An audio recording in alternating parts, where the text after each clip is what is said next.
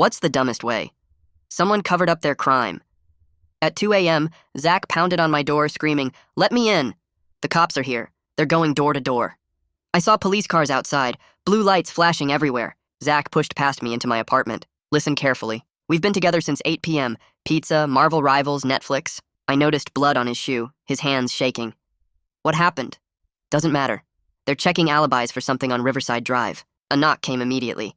Police flashlight swept across my window. Zach grabbed my shoulder hard. 8 p.m. Pizza. Gaming. Got it? You owe me from college. The detective asked if I'd been home all night. Zach squeezed harder. I stammered yes. He'd been with me since 8. After they left, Zach collapsed on my couch. I hit someone. I panicked and left. He showed me his car outside with the cracked bumper. No cameras on Riverside. Nobody saw.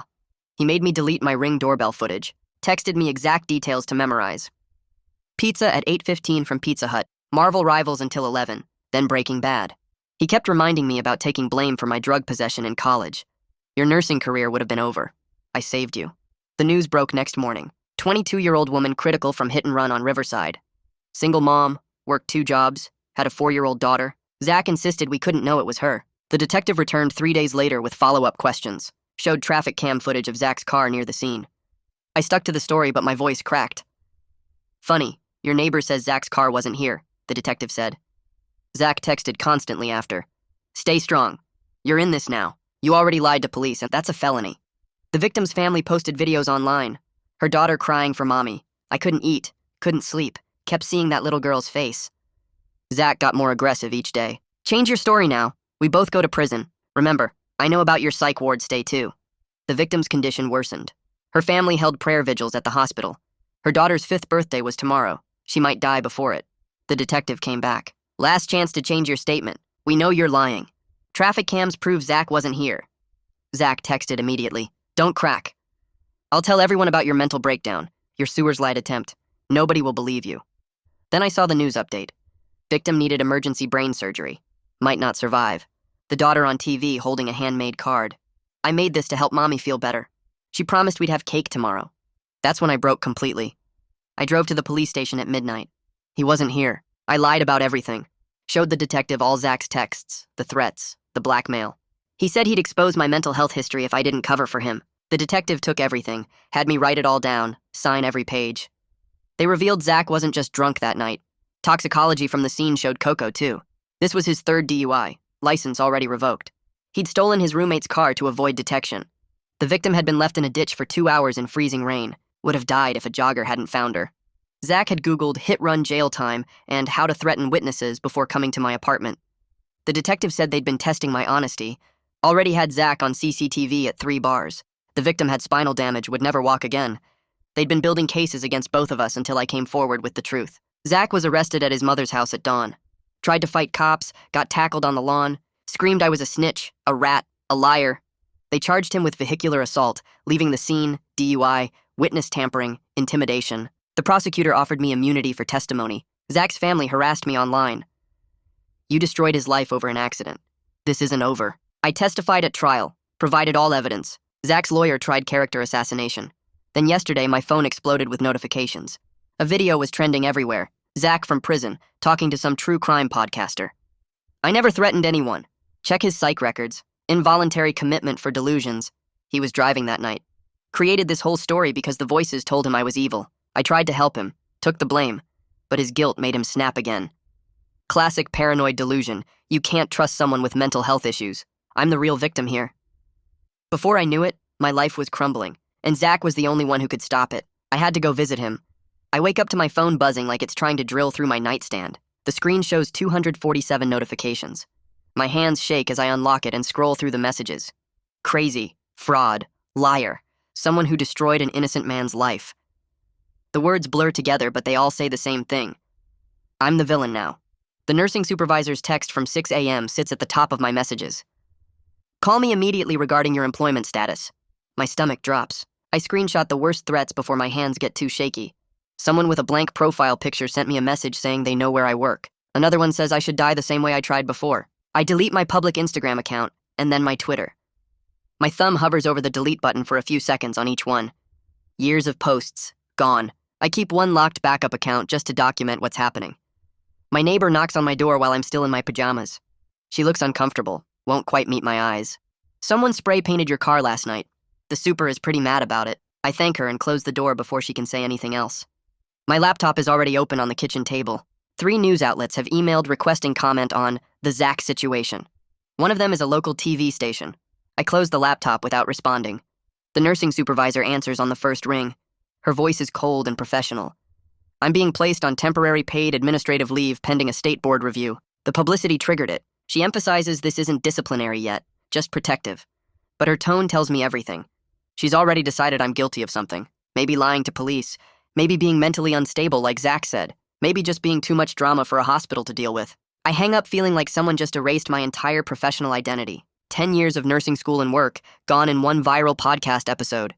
I spend the afternoon pacing my apartment. The walls feel closer than they did yesterday. I keep replaying Zach's interview in my head, his voice so calm and reasonable, the way he painted me as this delusional person who couldn't tell reality from the voices in his head. I never said I heard voices. That was his invention, but nobody checking the facts will know that. I realize the only way to slow this damage is confronting him directly. If Zach publicly takes back even part of his story, maybe the harassment will ease. Maybe the licensing board will see I'm not the villain he painted. It's a long shot, but doing nothing means watching my life fall apart in real time. I call Detective Finch around 4 p.m. She picks up on the third ring. I explain what's happening and ask if visiting Zach in prison will make things worse legally. She's quiet for a few seconds. Then she warns me not to bargain with him. Don't threaten him. Don't make any promises. Assume everything I say could be recorded or repeated in court. Her calm procedural guidance steadies me a little. At least someone still treats me like a credible person instead of a delusional liar. That night, I pull up all of Zach's old threatening texts from the original case. I organize them on my laptop by date and time. Reading them again makes me feel sick. The calculated way he used my college drug charge against me, the way he brought up my psych history, the way he made me afraid of losing everything I'd worked for. Every single message is proof that his current story is gaslighting. He didn't help a mentally ill friend. He manipulated someone he had leverage over. Guilt hits me hard around 2 a.m. when I can't sleep. I keep spiraling between the lie I told at first and the truth I eventually spoke. My brain won't let me forget either one. I pull up the old news footage on my phone. Jalea's daughter holding that handmade birthday card. The little girl's voice saying she made it to help mommy feel better. That memory anchors me. Whatever I did wrong at the start, I made it right when it mattered most. My mistakes don't erase Zach's crime. They don't erase what Jalea is going through. Morning comes and I email Prosecutor Sinclair. I ask for guidance on visiting Zach and whether I should make any public statements. His paralegal responds within an hour. Sinclair will call me tomorrow. Until then, say nothing publicly. Just knowing the prosecutor's office is still in my corner helps me breathe easier. I'm not completely alone in this. I leave a careful voicemail with the victim's advocate assigned to Jalea's case. I explain what's happening with the podcast and the harassment. I ask how to avoid causing her family more pain. I make it clear I'm not asking for anything from them. I just want to make sure my actions don't hurt them more than they already have. The advocate calls back that afternoon. Her voice is kind. She actually believes me. That nearly makes me cry. I draft a professional email to podcaster Vivian Sellers. I request a right of reply or correction. I cite specific factual errors in Zach's interview. The part where he said I was driving that night. The part where he said I heard voices. The part where he said he took the blame to protect me. All lies. The auto response says she's reviewing correspondence. I'm not holding my breath for a real response. But creating a paper trail of my attempts to correct the record feels important. The licensing board will want to see I tried to fix this. The prison website looks like it was designed in 2003 and half the links are broken. I click through page after page trying to find the visitation scheduling section. Every form requires different information and the instructions contradict each other. I spend 20 minutes creating an account only to discover I need to verify my identity through a separate portal. The whole system seems designed to discourage visitors. After an hour of frustration, I finally locate the scheduling calendar and see open slots 3 days from now. I select a morning time slot and read through the rules. No phones, no recording devices, no bags larger than a small clutch. I can bring my ID, and that's basically it. The restrictions make sense, but they also mean I'll have no way to document what Zach says.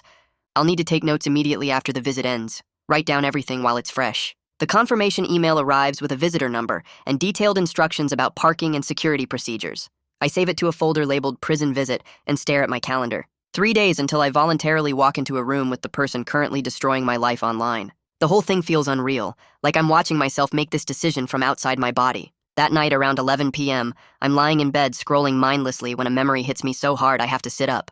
Sophomore year, campus police found pills in my dorm room during a random search.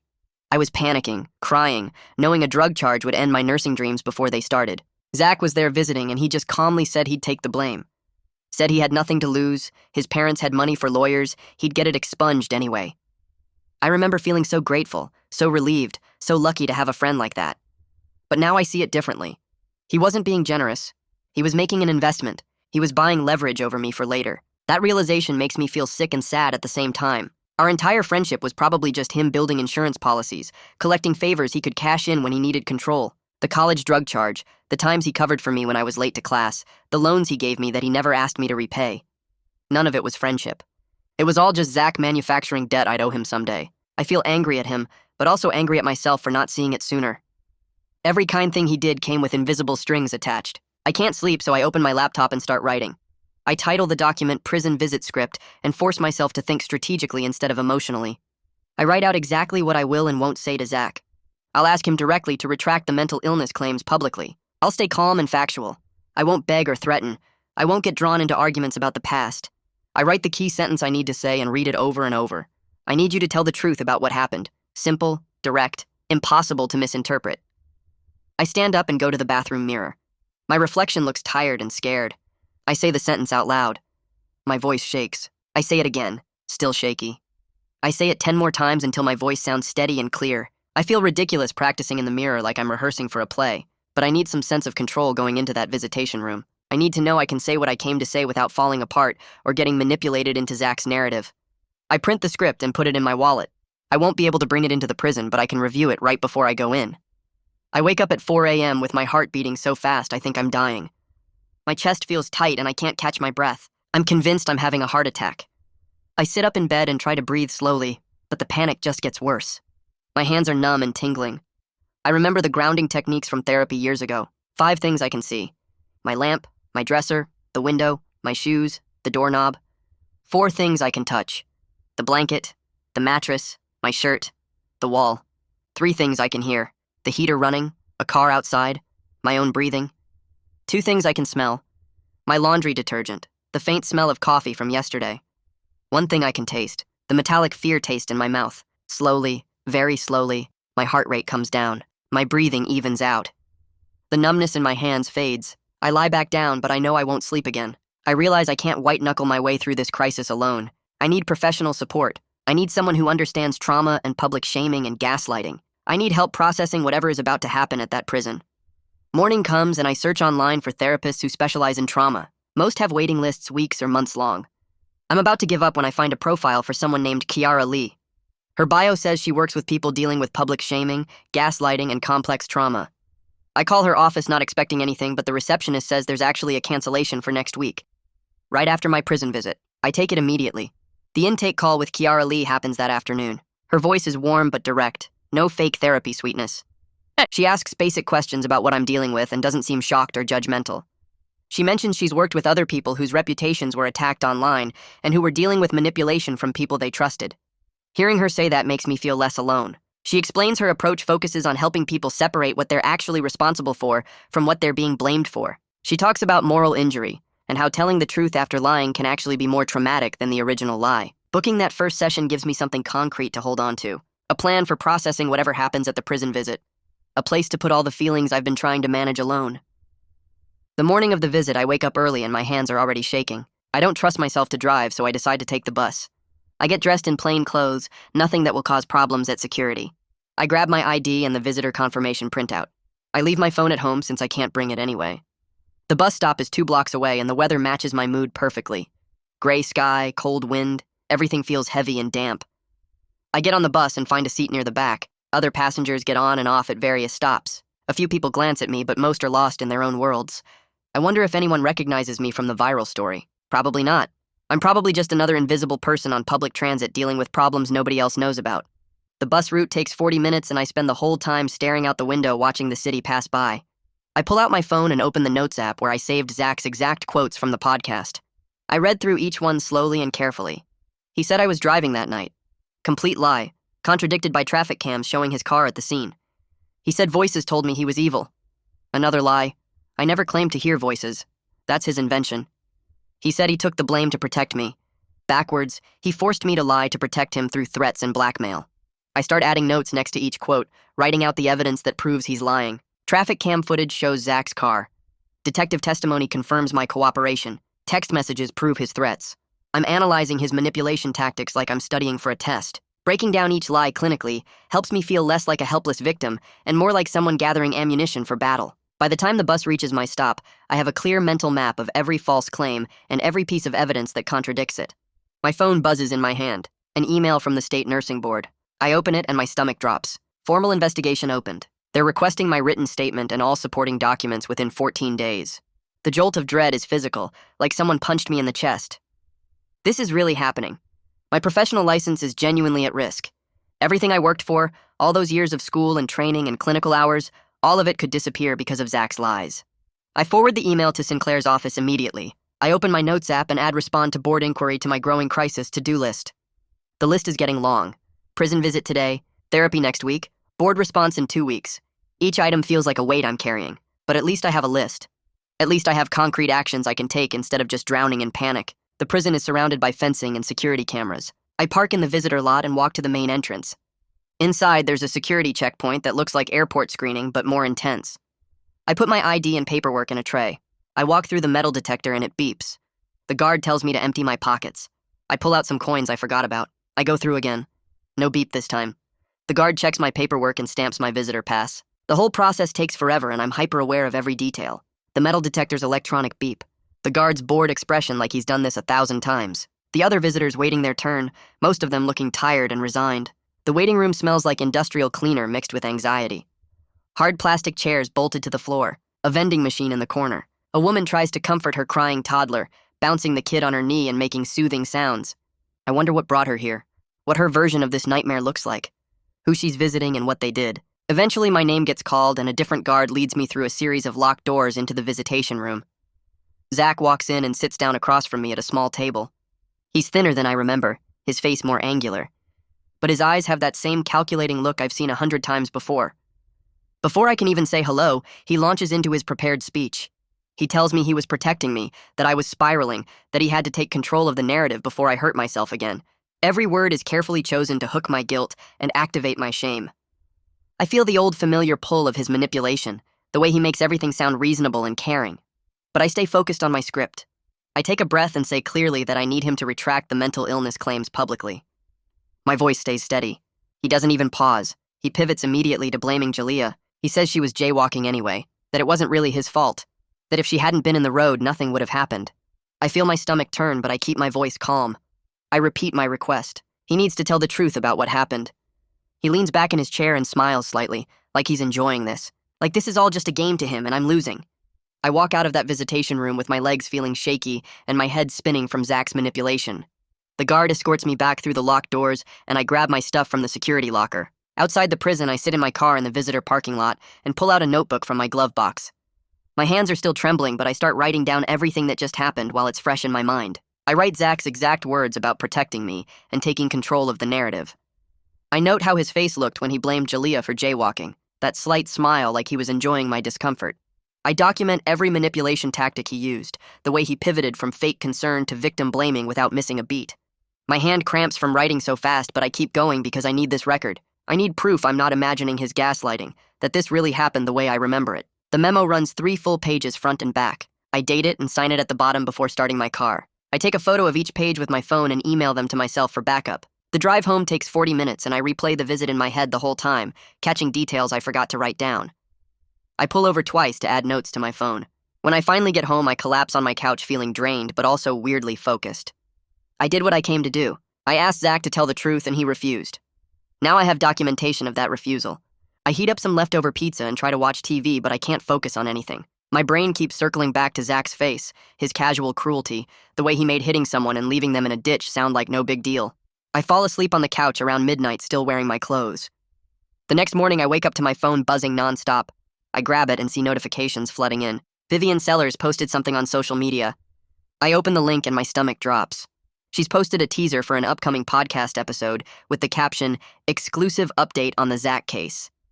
You won't believe what the witness admitted during their prison meeting. The comments are already exploding. People are saying I begged Zach for forgiveness, that I admitted I lied at trial, that I'm pathetic and unstable.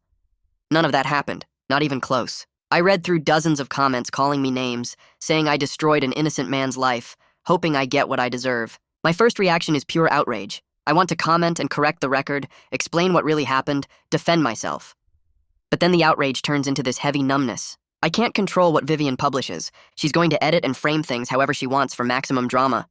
All I can control is my own documentation and responses. I screenshot her post and the worst comments before closing the app. I forward everything to Detective Finch with a brief email explaining the situation. Then I put my phone face down on the table and make myself eat breakfast even though I have no appetite. An hour later, Detective Finch calls me back. Her voice is calm and professional as always. She tells me to file a formal complaint with the Department of Corrections about Zach's misuse of media access. She emails me a template while we're still on the phone and walks me through exactly what to include. She explains this creates an official record that could restrict his future interviews if the prison takes it seriously. Having a concrete action to take helps cut through the helpless feeling that's been drowning me since I saw Vivian's post. I thank her and promise to file the complaint today. After we hang up, I fill out the template carefully, attaching my documentation from the prison visit and screenshots of Vivian's misleading post. I submit it through the prison's online portal and get an automated confirmation email. It's something. It's action instead of just sitting here feeling victimized. That evening, I open my laptop and start compiling evidence. I create 2 new folders on my desktop, one labeled Board Response and one labeled Defamation Evidence. I go through all my old files from the original case and organize everything chronologically. Zach's intimidation texts from when he was pressuring me to keep lying. His Google searches for how to threaten witnesses that the police found on his phone. The traffic cam footage showing his car wasn't at my apartment when I claimed it was. Screenshots of his confession texts about hitting Jalea. The toxicology report showing he was drunk and high. Everything that proves his current story about me being delusional is complete garbage. The methodical work is almost calming, giving my anxious brain something productive to focus on instead of spiraling. I work for 3 hours straight, barely noticing time passing. When I'm done, I have 2 organized folders with time-stamped evidence that contradicts every major claim Zach made in that podcast. I back everything up to cloud storage and an external hard drive. Then I start a new document to track the online harassment. I go back through social media and screenshot the worst comments from the past few days. As I'm organizing them, I start noticing patterns. Multiple accounts using identical language, like they copied and pasted from the same source. Posts appearing within minutes of each other, almost like they're coordinated. Some accounts have 0 post history before commenting on my situation, obvious bot or throwaway accounts. Some are clearly real people, but they're all saying the same things in slightly different words. Seeing the manipulation laid out this way shifts something in my head. This isn't everyone hating me. This is me being targeted by a harassment campaign, probably organized by Zach's supporters, or maybe even Zach himself through people on the outside. That feels more survivable somehow, more manageable than thinking the entire internet genuinely wants me destroyed. I save the harassment documentation file and add it to my evidence folders.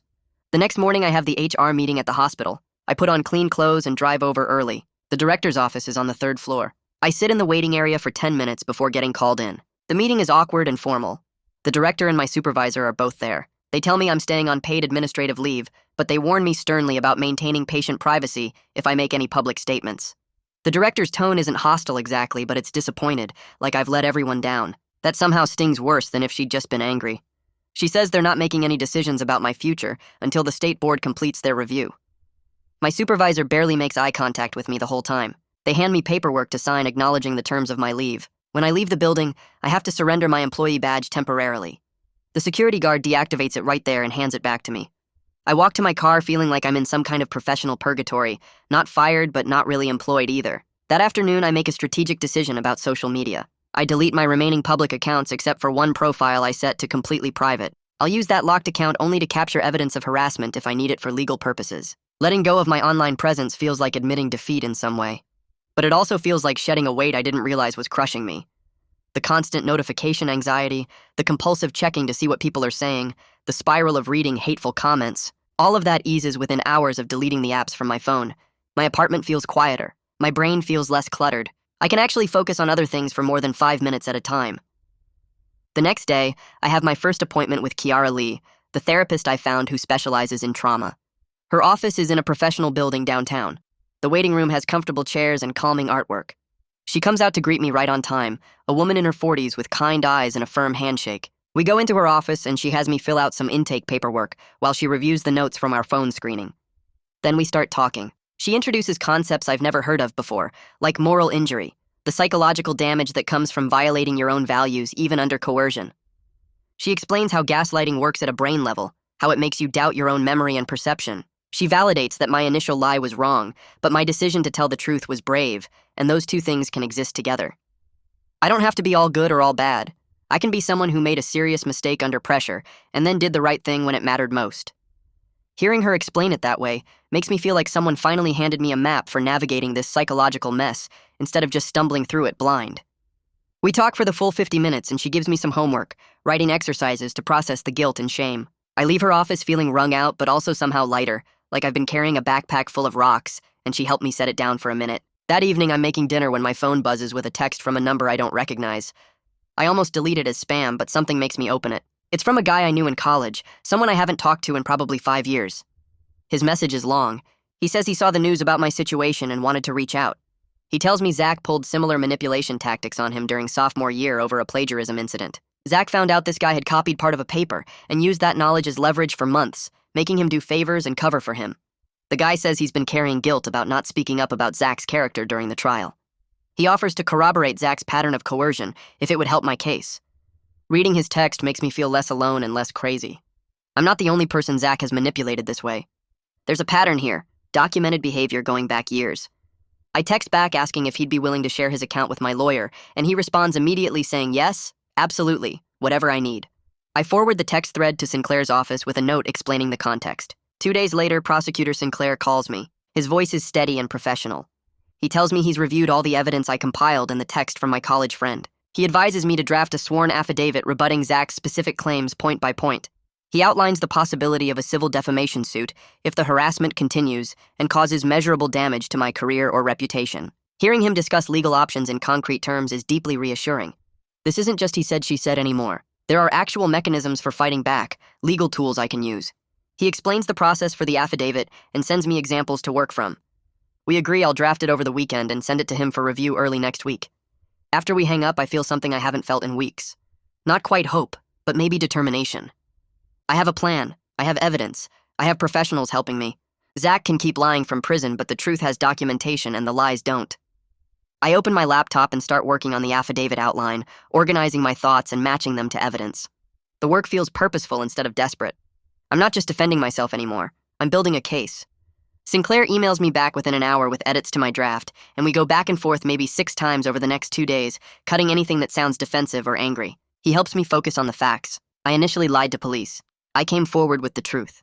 I cooperated fully with the case. I have deep concern for Jalea and her family. That's it. Nothing about Zach's character. Nothing attacking him. Nothing that makes me sound like I'm trying to win a fight. Just what I did and what I feel about the victim. Sinclair tells me to hold off posting it until after my second prison visit, which I schedule for 2 days from now. The waiting feels hard but also smart, like I'm finally thinking instead of just reacting to every new crisis. Late that night, I'm lying in bed scrolling through my phone when a message comes through from the victim's advocate. She sent me a short voice recording with an update about Jalea's progress. I plug in my headphones and listen. Jalea has been working with physical therapists and she's gotten back some upper body strength. She can move her wheelchair by herself now instead of needing someone to push her. Her daughter is seeing a counselor and slowly getting used to the new normal. The advocate's voice is kind and professional, not blaming me, but just sharing information she thought I should know. I listened to it 3 times. Hearing about their strength while I'm drowning in online hate and career panic puts everything into focus. My reputation is damaged, but it's just reputation. Jalea lost her ability to walk. Her daughter lost having a mom who can run and play. I lost some respect and my job is on hold. They lost everything that night on Riverside. My problems are real, but they're nothing compared to what Zach took from that family. The prison visit 2 days later starts with the same security process, the metal detector and the waiting room that smells like cleaning products and sadness. When Zach sits down across from me this time, I don't waste any energy on small talk. I ask him calmly to issue a public statement taking back the mental illness claims. He leans back in his chair with this almost friendly expression and immediately counters with his own request. He wants me to recant my trial testimony to support his appeal. His tone is so casual, like he's asking me to help him move furniture or something equally normal. I feel that old familiar pull, that instinct to give him what he wants so he'll stop making my life harder. The threat is there even though he doesn't say it directly. If I don't help him, he'll make things worse. He always makes things worse. But I hold firm and tell him no. Zach shifts tactics without missing a beat. He promises to call off the online harassment and contact the podcaster to issue a correction if I'll just admit I was confused about what happened that night. He makes it sound so easy and so reasonable. Just a small compromise to make all this pain stop. Just say I was mixed up about the details.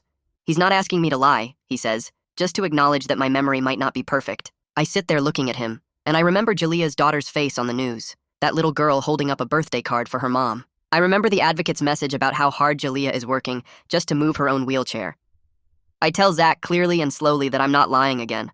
Not for him, not for anyone. The visit ends with him calling me self-righteous and stupid. He says I'm going to regret this choice when the harassment gets worse and nobody will hire me. I walk out without responding. There's already an email from Sinclair waiting for me.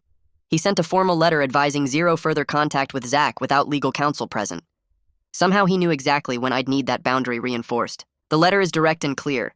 Any future communication could mess up both the criminal case and my licensing defense. Zach has proven he'll use every interaction against me. Sinclair includes specific instructions. No more visits, no phone calls, no letters.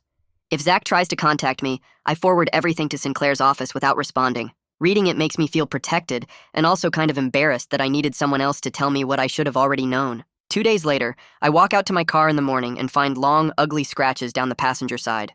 Someone keyed it during the night. The scratches aren't deep enough to hit metal, but they're bad enough that fixing them will cost money I don't have right now. I take photos from multiple angles with my phone and then drive straight to the police station to file a report. The officer who takes my statement is professional, but not particularly hopeful about finding who did it. I explain about the online harassment and the ongoing situation with Zach and his supporters. She writes everything down and gives me a case number. I know they probably won't catch whoever did this, but having the documentation feels important anyway. The property damage makes the online threats feel more real. Someone angry enough to key my car might be angry enough to do worse. I show Detective Finch everything the next day when she calls me in for a follow-up meeting. The police report, the threatening messages I've been collecting, the pattern of it all getting worse instead of better. She opens a formal harassment investigation on the spot. She gives me practical advice about installing a security camera pointed at my parking spot and developing a safety plan. She tells me to vary my routes when I drive anywhere and to check in with someone every day so there's a record of my safety. Her approach is matter-of-fact, not trying to scare me but not downplaying the danger either. This is serious, but it's also manageable if I take the right steps. Something about her calm, professional handling of it makes me feel both more frightened and more grounded. That evening, an email comes through from Vivian, the podcaster. She's reaching out directly to invite me for a balanced interview where I can share my side of the story. For about 10 minutes, I'm so tempted I actually start drafting a response saying yes. Finally, a chance to be heard by the same audience that heard Zach's lies. A chance to set the record straight with evidence and facts. But then I forward the email to both Sinclair and Kiara Lee, asking for their advice. They both respond within hours with the same message. Podcasters edit for drama. I'd have no control over how my words get framed or what parts they use. Vivian already showed she's willing to platform Zach's lies without fact-checking them. Why would she treat me any differently? I write back to Vivian declining politely and thanking her for the opportunity. Hitting send on that email makes me feel proud of myself for once, like I made a smart choice instead of an emotional one. My second therapy session with Kiara Lee focuses on identifying my specific shame triggers. She walks me through how to recognize when I'm being manipulated versus when I'm genuinely responsible for something. We work on setting boundaries with media. I don't need to read every comment about my case. I don't need to listen to every podcast episode. She introduces this idea called trauma-informed media consumption, and it's like someone finally gave me permission to protect myself instead of forcing myself to witness every attack. She explains how my brain is trying to monitor threats by consuming all the negative content, but that's actually making my anxiety worse instead of better. We practice some techniques for recognizing manipulation patterns in real time. After days of drafting and revising, I finally publish the statement on my locked social media account. I keep it under 200 words like Sinclair advised. I emphasize the facts without attacking anyone. I initially lied. I came forward with the truth. I cooperated fully with prosecution. I have deep compassion for Jalea and her family. That's all I say. I read it out loud 3 times before posting to make sure it sounds right. My hand hovers over the post button for a solid minute before I finally click it. The fear is immediate and strong. But Sinclair approved every single word, and I trust his judgment more than my own panic right now. The next morning, I wake up to 3 new emails and my stomach drops before I even open them. The first one is from the State Nursing Board with subject line, Case Investigation, Official Notice. And I have to read it twice because the language is so formal and cold. They received my statement and supporting documents. They're opening a formal investigation. I'm warned not to discuss the case publicly while their investigation is ongoing. The whole thing feels like a threat even though it's supposed to be neutral. Like anything I say from this point forward could be twisted and used to revoke my license permanently. I forward it to Sinclair with a short message asking if this is normal, and he responds within 20 minutes saying, yes, this is standard procedure, just follow their instructions exactly. I open a note on my phone where I've been keeping my crisis management rules and add number 7, maintain complete board silence. No social media posts about the investigation, no comments to anyone except my lawyer. I feel like I'm walking through a minefield where one wrong step ends everything. The second email is from my employer, and I'm almost too scared to open it. The subject line says, "Administrative leave update," and I click it expecting the worst. But it's not termination. They're keeping me on paid leave pending the board's review. They're not making any decisions about my future employment until the board finishes their investigation. It's not great, but it's not the immediate firing I was bracing for. I can still pay rent. I can still eat. I read the email 3 times to make sure I'm understanding it correctly, and then I just sit there feeling this weird mix of relief and dread. My phone buzzes with a text, and I almost ignore it because I'm so tired of bad news. But the name on the screen is Sarah Millard, a coworker I barely know from the ER. We've worked maybe 5 shifts together total. The text is short. "Hey, I saw what's happening online. I just want you to know I believe you. I hope you're doing okay. Let me know if you need anything." I stare at that message for a full minute. This person has nothing to gain from supporting me. She could easily stay silent and avoid any association with my mess. But she reached out anyway. I start typing a response and my vision blurs. I'm crying for the first time in days, and it's not sad crying, it's relief crying. Someone who doesn't owe me anything just chose to believe me. I wipe my face and text back thanking her and saying I appreciate it more than she knows. The third email is from the Department of Corrections, and I open it expecting more bad news. But this one is different. They received my formal complaint about Zach's unauthorized media contact. They've initiated an internal review of his communications privileges. It's not a guarantee they'll actually do anything, but it's more than I expected. For the first time since this nightmare started, I feel like maybe the system isn't completely broken. Maybe there are actually some checks on what Zach can do from inside prison. Maybe I'm not completely powerless here. I screenshot the email and save it to my evidence folder, even though I'm trying to stop obsessing over documentation. 3 days later, I'm driving to the prison for my 3rd scheduled visit, and I'm running through my script in my head. I'm going to stay calm. I'm going to request a public retraction. I'm not going to let him manipulate me. The drive takes 40 minutes, and I spend the whole time practicing what I'll say. But when I get to the security checkpoint, the guard looks at my ID and checks his computer and tells me my visit has been canceled. I ask why, and he says the inmate received a disciplinary write-up and lost visitation privileges temporarily. I just stand there processing that. My complaint actually had consequences. Zach got written up for unauthorized media contact, and now he can't have visitors. The irony isn't lost on me. I drove all the way here, and I'm frustrated I wasted the trip. But I'm also relieved I don't have to sit across from him and watch him try to twist everything I say. I walk back to my car feeling this strange mix of disappointment and hope, like maybe I'm not as helpless as I thought. That night, I sit at my kitchen table with a blank piece of paper, and I write a letter to Jalea Hernandez. I don't type it because I want it to be personal, and handwritten feels more genuine somehow. I start by apologizing for my initial lie. I explain how it delayed justice and prolonged her suffering. I don't ask for forgiveness.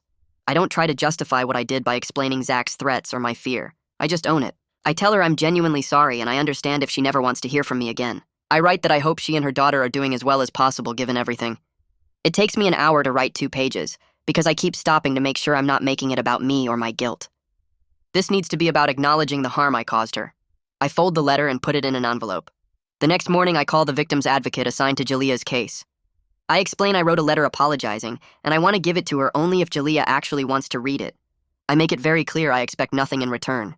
If she wants to throw it away unread, that's completely her choice. The advocate says she'll reach out to Jalea and let me know. I mail the letter to the advocate's office and feel like I've done the only thing I can do to try to make even the smallest amends. Detective Finch calls me the following week with an update on the harassment investigation. They traced one particularly nasty account that sent me death threats to someone in Ohio. But without an explicit threat of immediate violence, there's limited legal recourse. Most of the other accounts are using fake information or routing through VPNs that make them basically impossible to trace. She sounds frustrated explaining this, and I appreciate that she's actually trying. I tell her I understand and thank her for taking it seriously. After we hang up, I feel resigned more than angry. I already knew the internet makes real accountability nearly impossible. Having it confirmed just stings in a dull way. But at least it's documented that I reported it and law enforcement tried.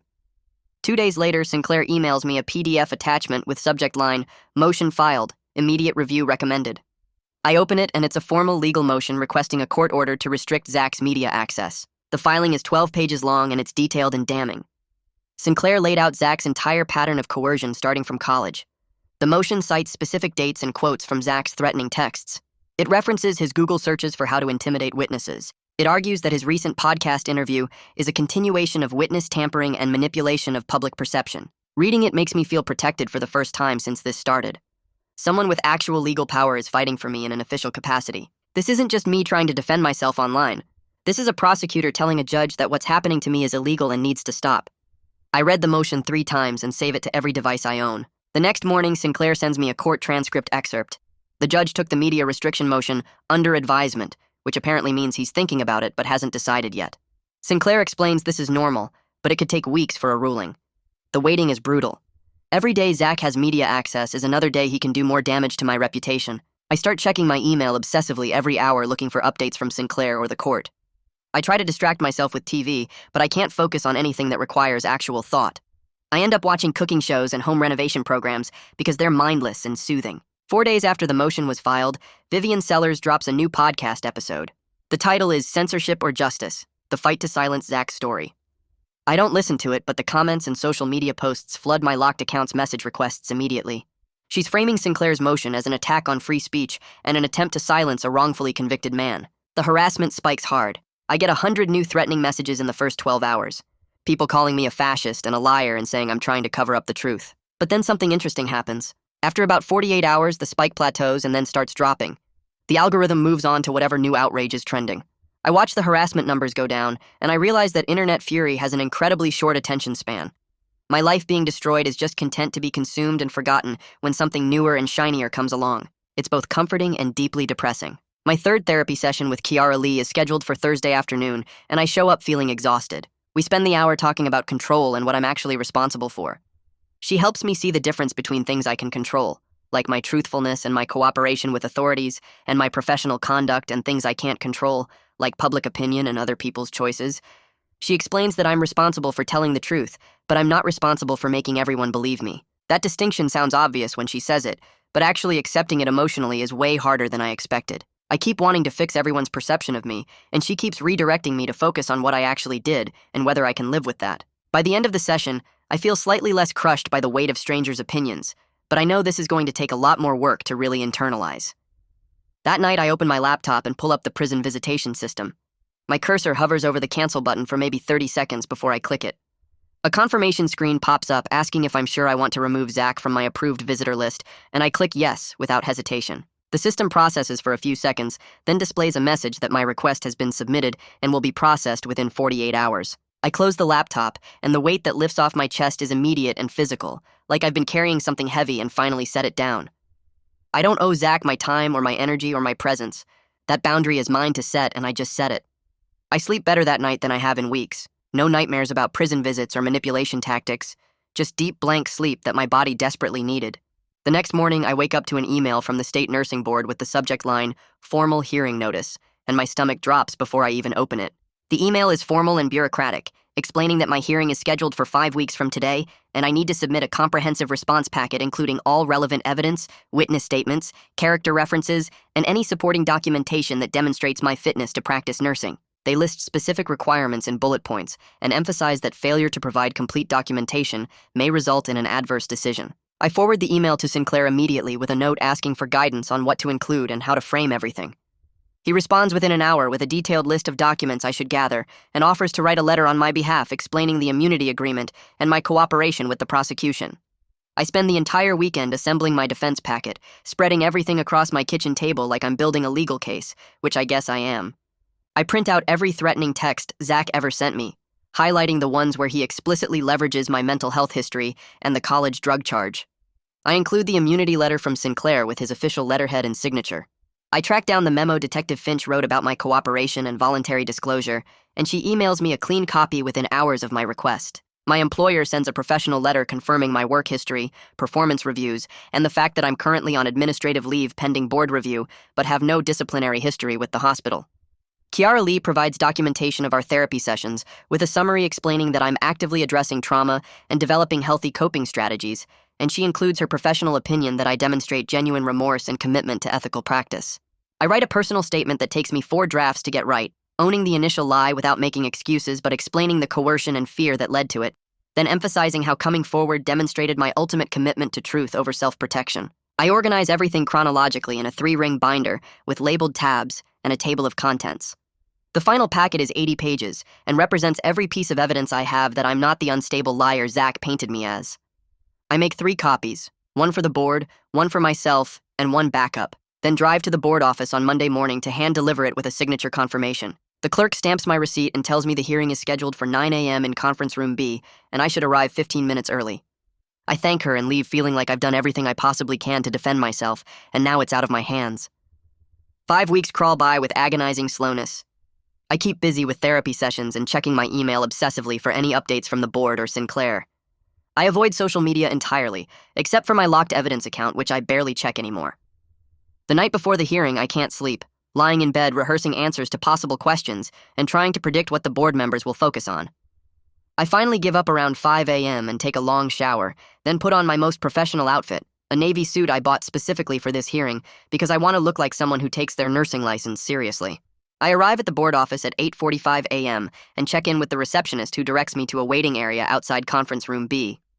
Sinclair shows up at 8:50 looking calm and professional, and he sits with me going over likely questions and reminding me to answer honestly, but not to volunteer information they don't ask for. At exactly 9 a.m., the door opens and a woman in business attire calls my name.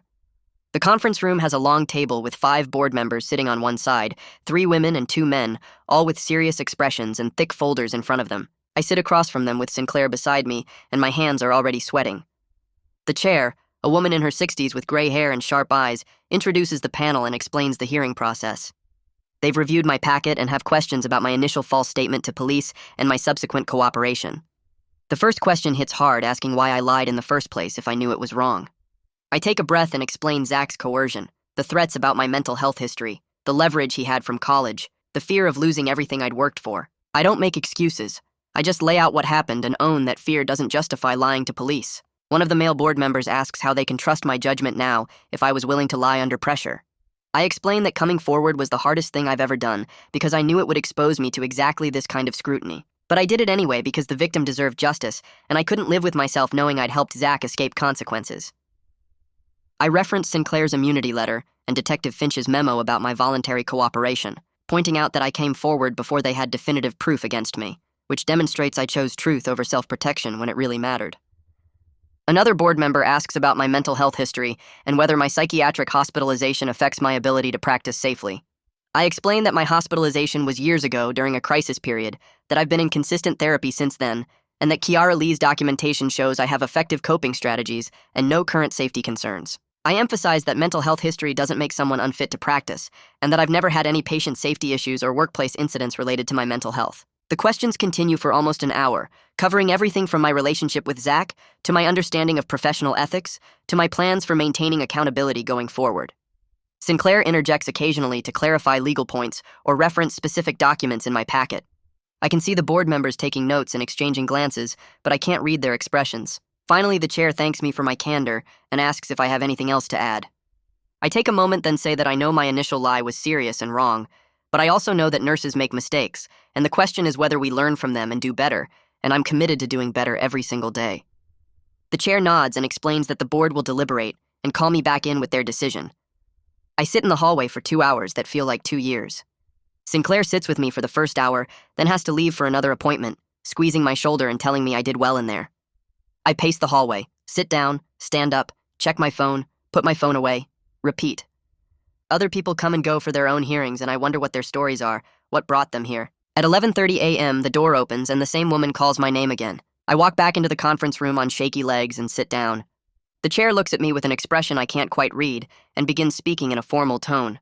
She explains that the board has carefully considered all the evidence in my testimony today. They acknowledge the seriousness of my initial false statement to law enforcement and the ethical breach that represents.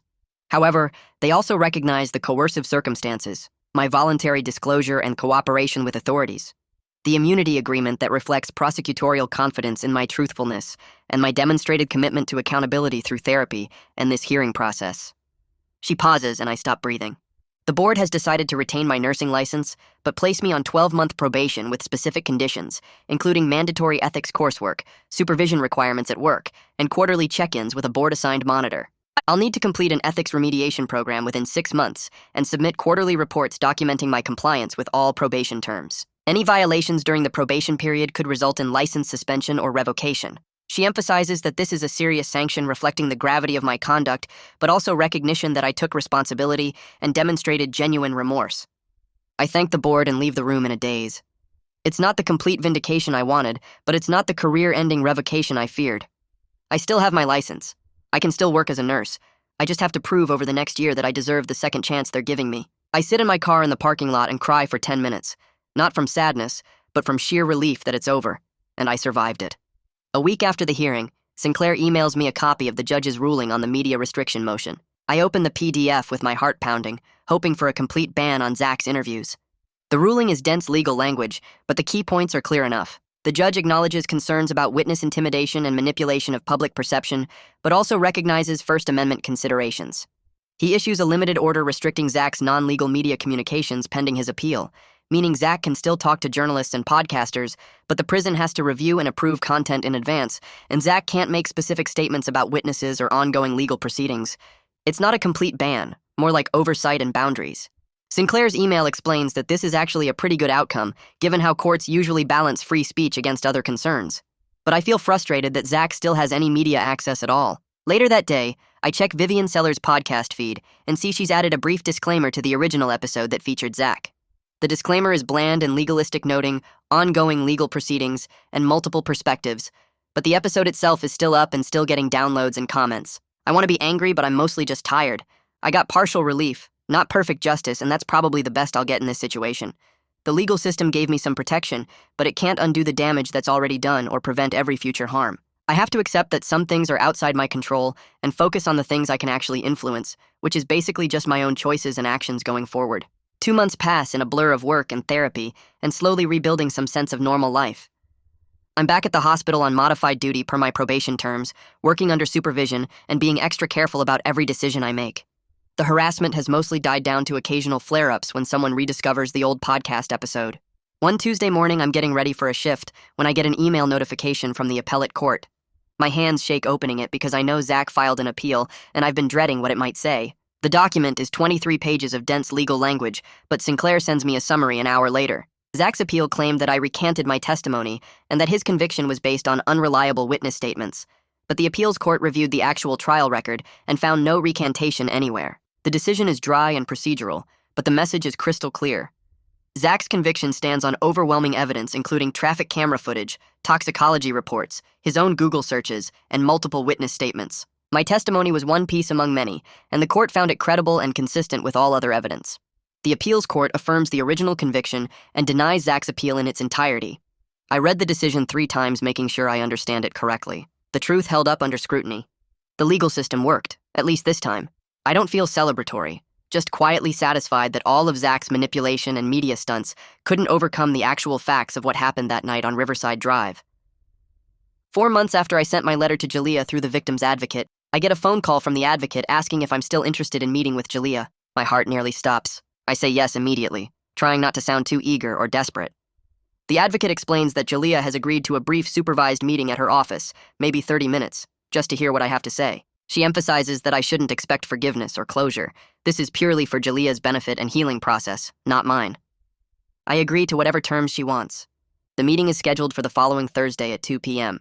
I spend the days leading up to it trying to figure out what to say, but eventually I realize there's no script for this. I just need to listen and acknowledge the harm I caused. Thursday arrives and I drive to the victim's advocate's office in a medical building downtown.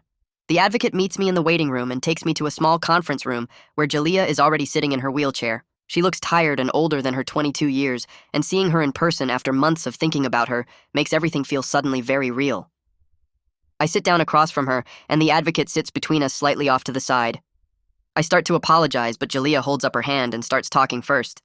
She tells me how the initial lie cost her family weeks of uncertainty while the investigation stalled. She explains how they couldn't access victim services right away because the case wasn't progressing. She describes the fear and anger of not knowing if justice would ever happen while she was lying in a hospital bed learning she'd never walk again. Her voice is calm but firm, and I can see the strength it takes for her to tell me these things. I don't interrupt or defend myself, I just listen and nod and let her say everything she needs to say. When she finishes, I thank her for being willing to meet with me at all. I tell her I can't undo what I did, but I want her to know that coming forward was the right choice, even though it came late, and that I think about her and her daughter constantly. I don't ask for forgiveness because I don't deserve it, and she doesn't owe it to me. After about 20 minutes, Jalea says she's tired and needs to go. I thank her again and leave quickly, not wanting to take up more of her time or energy than she's willing to give. Driving home, I feel wrung out, but also lighter, like I've been carrying a weight of uncertainty about how my actions affected her, and now I know. It's worse than I imagined, but also more real and more human. She's not just a victim in a news story, she's a person who had to live with the consequences of Zach's crime and my lie, and she chose to give me a few minutes of her time to tell me what that was like. That feels like a grace I don't deserve but desperately needed. The following week, I see a flyer at the hospital for a local road safety advocacy group that's looking for volunteers. They meet twice a month to push for better lighting and crosswalks in high-risk areas around the city. I think about it for a few days, then email the contact person and show up to the next meeting in a church basement on a Wednesday night. There are maybe 15 people there, mostly older folks and a few younger activists. Nobody recognizes me or asks why I'm there. The meeting is practical and focused, discussing specific intersections that need attention and strategies for getting city council to prioritize pedestrian safety. I volunteer to help with their petition campaign and sign up for a weekend event where we'll be collecting signatures at a farmer's market. The work is simple and concrete, just showing up and doing something constructive. I don't mention my connection to Jalia's case and nobody needs to know. Contributing something that might prevent future accidents feels like a small way to honor what happened without making it about my redemption or my feelings. Over the next few meetings, I get to know some of the other volunteers, and they're kind people who care about making their community safer. One older woman brings homemade cookies to every meeting. A younger guy works for the city planning department and gives us insider tips on how to navigate bureaucracy. Nobody treats me like I'm damaged or suspicious, they just treat me like another volunteer who wants to help. It's a relief to be in a space where I'm just a regular person doing regular work. The online harassment has dropped to occasional flare-ups when someone rediscovers the old podcast episode and decides to send me angry messages. It still happens maybe once every couple weeks, someone finding my locked social media account or my work email and sending threats or insults. But it's manageable now in a way it wasn't before. I've developed a thick skin and a quick trigger finger on the block button. I recognize the patterns of bot accounts versus real people, bad faith actors versus people who might actually be open to hearing the full story. Most of the time I just block and report and move on with my day. What used to send me into panic spirals and sleepless nights now barely registers as more than a minor annoyance. I've learned to distinguish between criticism I should take seriously and harassment I should ignore. The former is rare and usually comes from people who actually know the facts of the case. The latter is constant but meaningless, just internet noise from people who got their information from a viral podcast and never bothered to check if it was accurate. I don't engage anymore, don't try to defend myself or correct the record in comment sections. I just document anything that crosses the line into threats, send it to Detective Finch if it's serious enough, and otherwise let it roll off me like water off a duck. My therapist calls this progress, and I guess she's right. 3 weeks later, I'm at work when I get a text from a number I don't recognize. The message says, "Hey, it's Rachel from nursing school. I saw the board decision and read some of the court documents. I owe you an apology." My stomach flips because Rachel was one of my closest friends in the school, and she completely cut me off after the podcast episode went viral. I text back asking if she wants to talk, and she suggests coffee next month when her schedule calms down. We make tentative plans for a Saturday morning at a cafe near campus. The reconnection feels fragile but genuine. Over the next few days, we exchange a few more texts, and she admits she got caught up in the viral narrative and didn't look at the actual evidence until recently. She says she feels terrible about doubting me and wants to hear my side of things properly. I appreciate her honesty and her willingness to admit she was wrong. Not many people are willing to do that, to actually reconsider their initial judgment and reach out to apologize. It doesn't erase the pain of losing her friendship during the worst time of my life, but it opens a door to maybe rebuilding something. I'm not sure what our friendship will look like going forward or if it can ever be what it was before, but I'm willing to try. Having one person from my old life reach back out and say they believe me now feels like a small victory in a war I've mostly lost. I'll take it. Detective Finch calls me 3 days after my coffee with Rachel to give me an update on the harassment investigation. She explains that they managed to track down one local person who made specific threats about finding me at work and making me pay. That person got cited for a misdemeanor and has to stay away from me in the hospital. But she admits that most of the online trolls are using fake accounts or posting from out of state, which makes them basically impossible to trace or prosecute. Her voice sounds tired when she tells me this, like she wishes she had better news. I thank her for taking it all seriously, even when the results are limited, and she surprises me by saying I handled an impossible situation with more grace than most people could manage. After we hang up, I feel this weird mix of grateful and frustrated. One person held accountable out of hundreds who participated feels like a drop in the ocean, but it's still one person who can't hurt me anymore. I save the case number she gives me and file it away with everything else. The following Monday, I return to nursing on modified duty per my probation terms. The board's conditions are strict: no independent practice for 6 months, regular supervision by a senior nurse, and mandatory check-ins with my assigned monitor every 2 weeks. My first shift back is shaky as hell. I second-guess every single decision, triple-check medication doses, and ask for backup on procedures I could do in my sleep.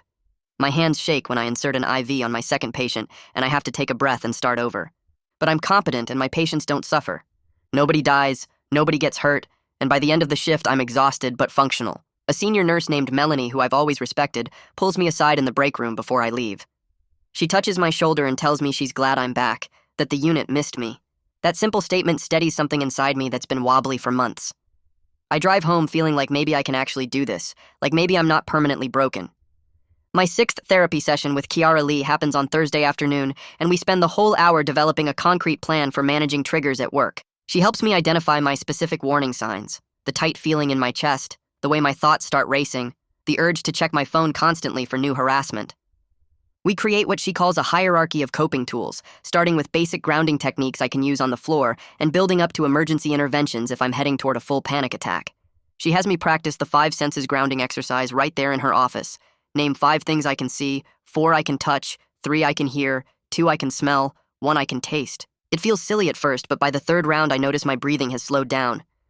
We write out the whole plan on a card small enough to fit in my scrubs pocket so I can reference it during shifts. Having actual strategies instead of just hoping I'll be okay makes returning to full duty feel less scary.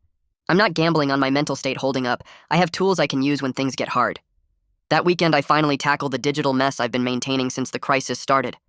I plug in an external hard drive and spend Saturday afternoon archiving all the evidence and documentation, screenshots of Zach's threats, copies of court filings, the board decision, Detective Finch's memos, everything.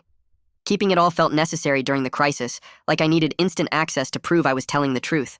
But now it's just feeding my tendency to obsess and ruminate, to check and recheck the same files over and over. I keep one clean folder on my laptop with essential documents for the board and my lawyer, then I delete everything else. The obsessive bookmarks, the folders organized by date and category, the backup copies of backup copies. Watching the trash bin empty feels like reclaiming my computer from the nightmare. My desktop looks clean and normal again instead of like a war room. Monday brings an envelope from the Department of Corrections with Zach's name and the return address. My stomach drops when I see it, but I make myself open it standing at my kitchen counter. The letter is 2 pages of careful handwriting explaining how he's found God in prison and wants to make amends for the pain he caused. He writes about attending chapel services and reading the Bible and realizing he needs to take responsibility for his actions. But the language is clearly designed to hook my guilt and create an opening for future contact. He doesn't actually apologize for anything specific, just talks in vague terms about mistakes and regrets. He ends by asking if we can start writing to each other so he can properly make things right. I don't feel angry reading it, which surprises me. I just feel detached and a little sad that he's still trying to manipulate me even now. I take a photo of both pages with my phone, then I forward them to Sinclair with a brief message explaining what arrived. He responds within an hour saying he'll file it as evidence of continued manipulation attempts. I don't write back to Zach. I don't even consider it. My detachment from his tactics feels like the clearest sign of my healing, the proof that I'm finally seeing him clearly instead of through the fog of old guilt and fear. That evening, I sit in my apartment with the lights low and let myself think about everything that's happened. I spend a quiet hour reflecting on the difference between truth and loyalty and accepting that getting vindicated publicly isn't the same as finding peace.